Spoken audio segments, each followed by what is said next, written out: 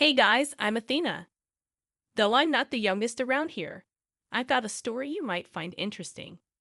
It's about how I finally got back at my ex, Kingston, and his mom, Mary. Took nearly 8 years post divorce. But hey, revenge is a dish best served cold, right? Now I'm flying solo, and honestly, after the roller coaster of my marriage, I'm not exactly eager to dive back into dating. But hey, at least I've got my revenge to keep me company. Kingston and I met through work, thanks to a colleague's cousin. Sparks flew at one of those anniversary parties. At first, he was all charm and sweetness. Sure, he wasn't swooning in cash, but I saw something in him, so I took a chance. Things were great initially. We were that couple, couldn't keep our hands off each other. But as time went on, Kingston's true colors started showing. He criticized my spending habits, saying I was too frugal. Like, seriously. Just because I earn more doesn't mean I gotta splurge it all, right?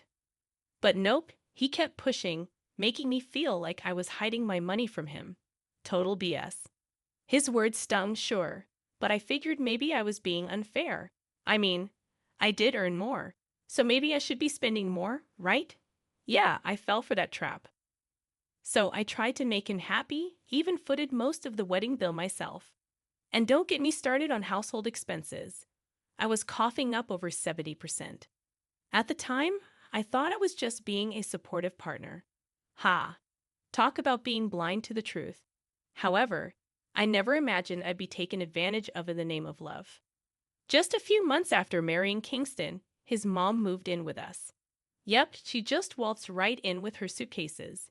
She goes, "So, Athena, surprised to see me? Well, get used to it. I'm moving in." What?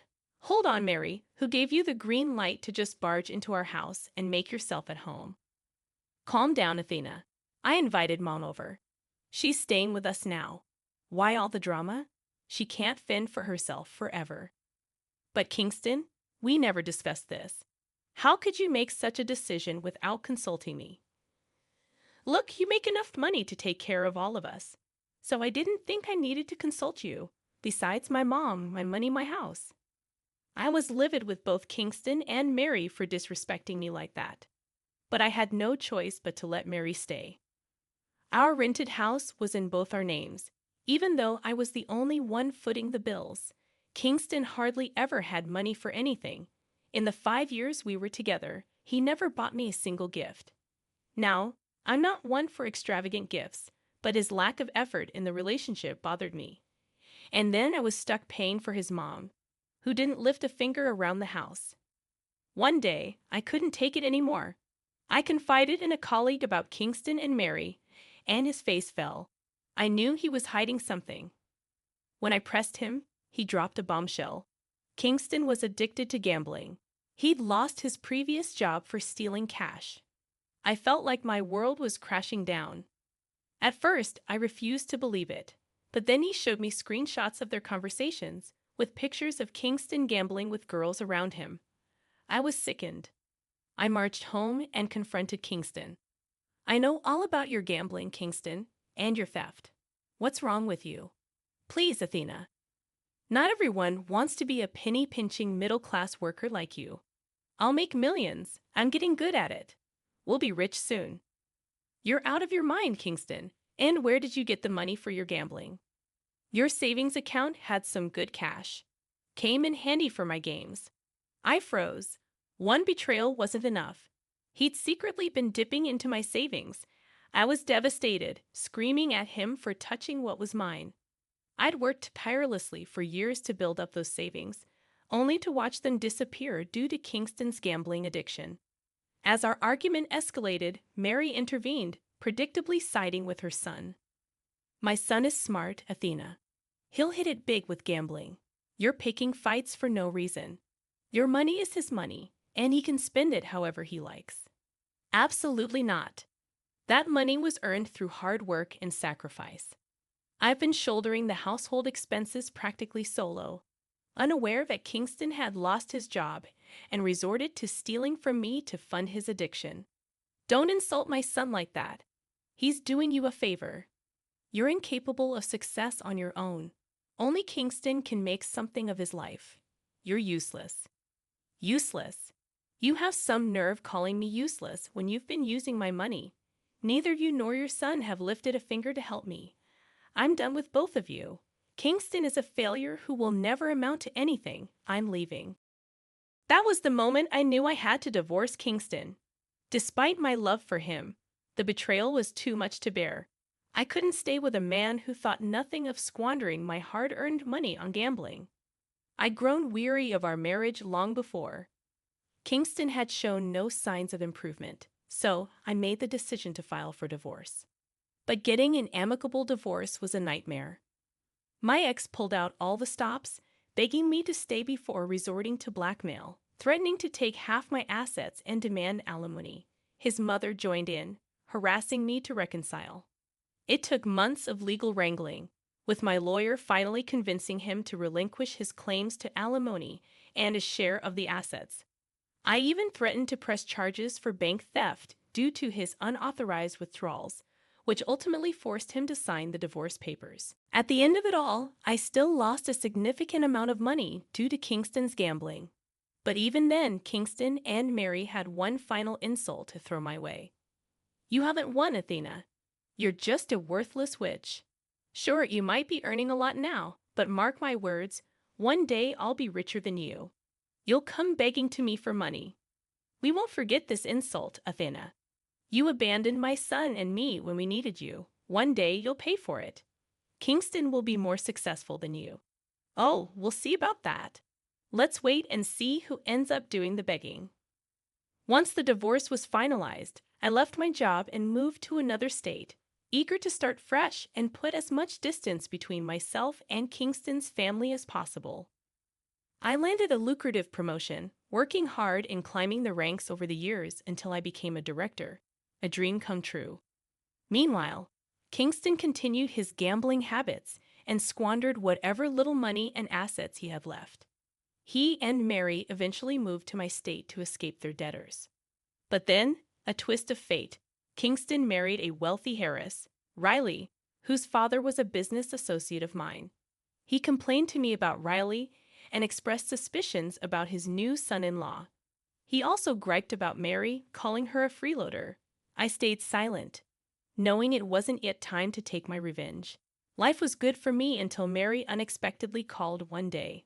Hello, Athena, it's Mary. I hope you haven't forgotten me. How could I forget Mary? The dear mother-in-law who mooched off me for years and helped her son steal my money. What's up? Well, Athena, my son isn't the failure you claimed. He's married to a beautiful girl now and has a new job that pays him $120,000 a year. Looks like he's finally successful. Your loss. I couldn't help but laugh. To me, her words were absurdly funny. Most of what she said was a lie. But she didn't realize that I already knew the truth. Instead, she seemed quiet and confused. When I finally got my laughter under control, I said, First of all, dear ex-mother-in-law, Kingston only gets $60,000 a year. There's no reason to lie to people, you know. And yes, I already have all the information about him. What do you mean? Are you accusing me of lying to you? And who told you that he earned $60,000? Well, no one had to, Mary. Do you want to know how I found out? My assistant was the one who interviewed him yesterday. That's impossible.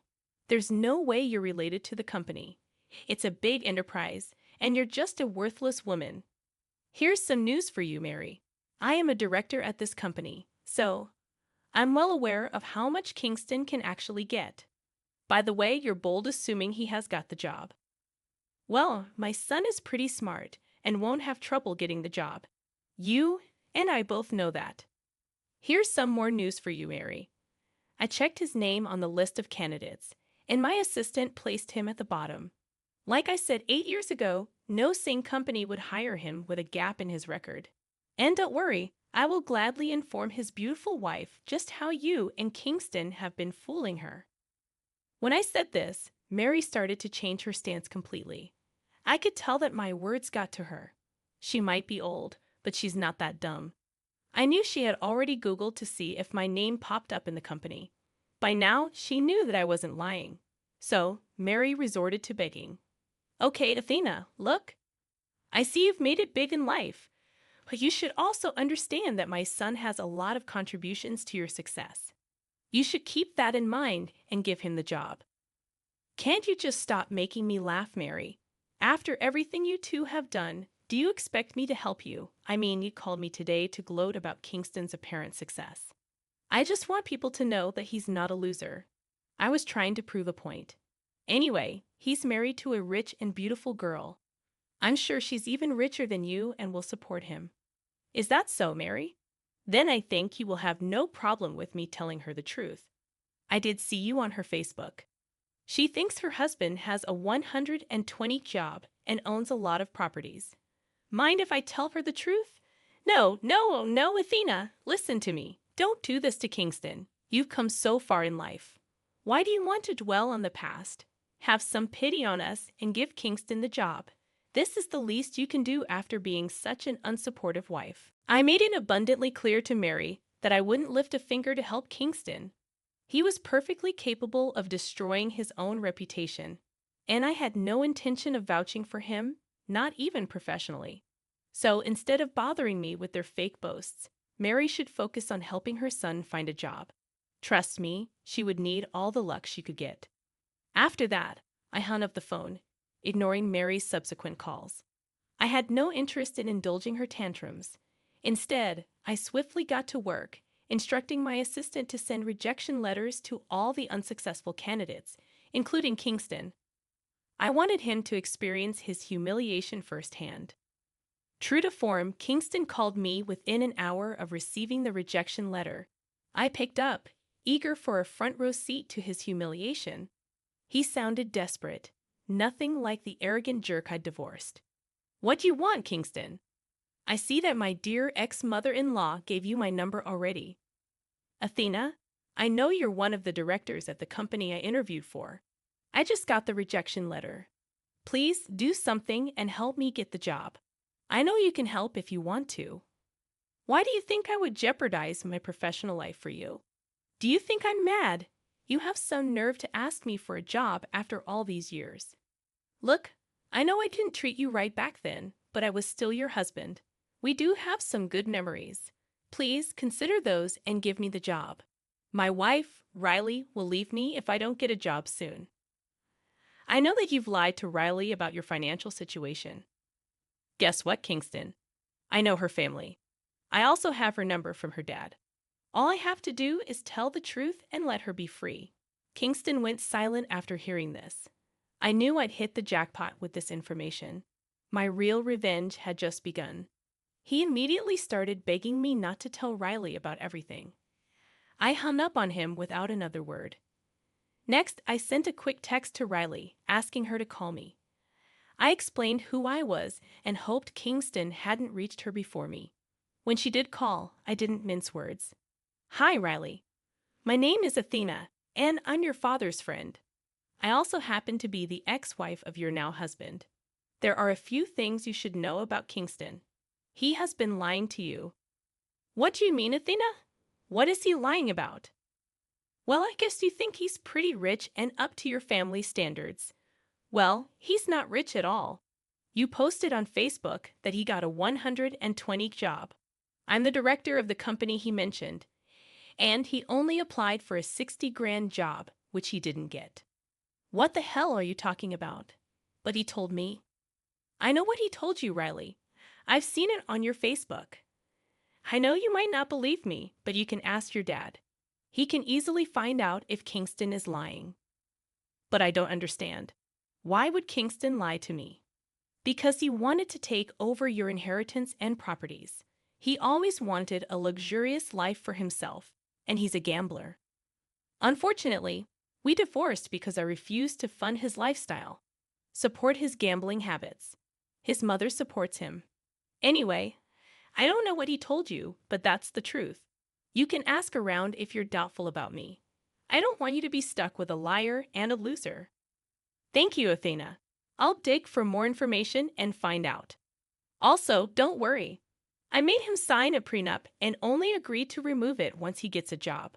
Looks like that won't be happening after all. With that, I finished my part of the revenge. The aftermath was glorious. Mary and Kingston initially kept calling me and begging me to help them. Meanwhile, Riley was on Kingston's case and uncovered the truth herself. Her father was also furious and promised to see the end of Kingston's lies. After 2 days, the tone of the texts I received from Mary and Kingston changed.